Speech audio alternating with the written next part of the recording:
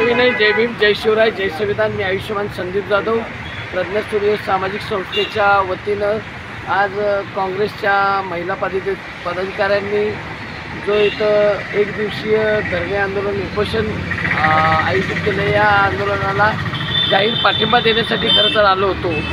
सातारा जिल्ह्याचा इतिहास बघितला तर मर्दानी झाशीच्या राणीचा इतिहास आणि वास्तव्य लाभलेला हा जिल्हा आहे.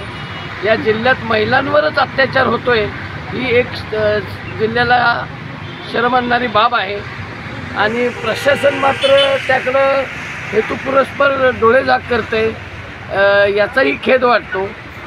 आणि आता जो पोलिसांची तपासाची दिशा चालू आहे का दुर्दशा चालू आहे हे येत्या 2 महिन्याच्याच काळात लवकर कळणार आहे आपल्याला.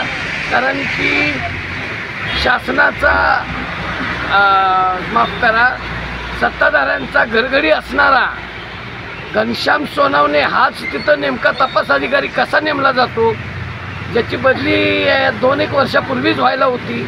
अशा या घरघडीची पुन्हा तिथं नियुक्ती कशी झाली, हा एक उपप्रश्न आपल्या तुषार खरातांनी उभा केला. याचाही प्रश्नाचं उत्तर त्यांनी द्यावं आणि महिलांनी उपस्थित केलेल्या प्रश्नांना न्याय द्यावा.